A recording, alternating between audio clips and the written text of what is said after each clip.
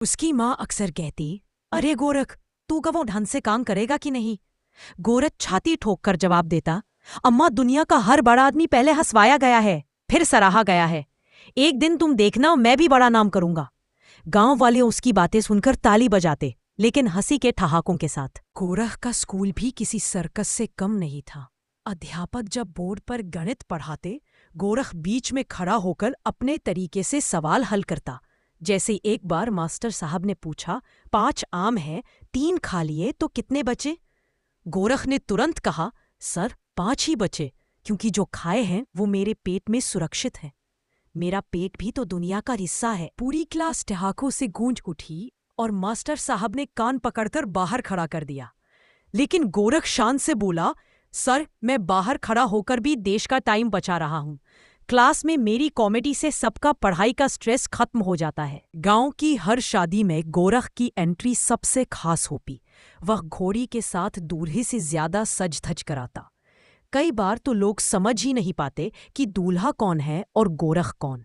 उसकी एक खासियत थी, नाचते नाचते अचानक घोड़ी की पूंछ पकड़ लेता और फिर लोग उसे खींचकर अलग करते। एक बार एक शादी में उसने माइक पकड़कर गाना गाने की कोशिश की, बोलो जय माता दी, लेकिन गाने की जगह वो हकलाते हकलाते कह बैठा, बोलो जय मटर मटर पनीर की।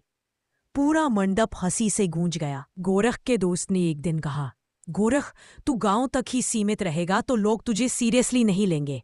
चंद शहर चलते हैं। गोरख मान गया और शहर पहुंचा। शहर में उसने नौकरी ढूंढनी शुरू की। पहली नौकरी मिली चाय की दुकान पर, लेकिन वहां उसने चाय बनाने की जगह कप धोते धोते बबल्स बनाना शुरू कर दिया और बत्तियों को दिखाने लगा। दुकान वाला गुस्से से बोला, गोरख, यहां सर्कस दिखाने नहीं बुलाया है। दूसरी नौकरी मिली रिक्शा चलाने की। गोरख ने रिक्शा में बैठे यात्रियों से भाड़ा लेने की जगह उन्हें कॉमेडी का मुफ्त पैकेज देने लगा। जैसे, महोदय, भाड़ा तो 50 रुपए है, लेकिन मेरी कॉमेडी सुनकर आपको लगेगा कि यह 100 का सफर था। धीरे धीरे गोरख की कॉमेडी लोगों को पसंद आने लगी। किसी ने उसका वीडियो बनाकर सोशल मीडिया पर डाल दिया। लोगों ने उसे गोरख द कॉमेडियन कहना शुरू कर दिया। गांव के लोग जो पहले उसकी टांग खींचते थे, अब गर्व से कहते हैं, गोरख तो हमारा बेटा है। उसका दिमाग भले ही उल्टा चलता है, लेकिन हंसाने में नंबर 1 है। गोरख को पहली बार स्टेज पर कॉमेडी शो करने का मौका मिला। हॉल भरा हुआ था। गोरख ने आते ही कहा, दोस्तों, मैं गोरख हूँ, गांव से आया हूँ। मेरे गांव में इतनी गरीबी है कि वहां मुर्गी भी अंडा देने से पहले पूछती है, भाई खा तो लोगे ना? हॉल तालियों और तहाकों से गूंज उठा।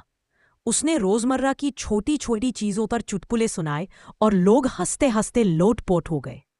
जब गोरख टीवी पर आया तो उसकी मां ने गर्व से कहा, देखो, यही मेरा बेटा है। गांव का सबसे बड़ा जुगाड़ू अब देश का कॉमेडियन बन गया। गोरख हंसते हुए बोला, अम्मा, मैंने कहा था ना, बड़ा आदमी हंसी से ही बनता है। गोरख अब बड़ा कॉमेडियन बन चुका था, लेकिन वो गांव को नहीं भूला। वो हमेशा कहता, दोस्तों, जिंदगी को बहुत सीरियस मत लो। अगर मुसीबत आए तो उसमें भी कॉमेडी ढूंढो। हंसी ही सबसे बड़ी दवा है। लोग उसकी इस बात को सुनकर मुस्कुराते और उसकी तारीफ करते।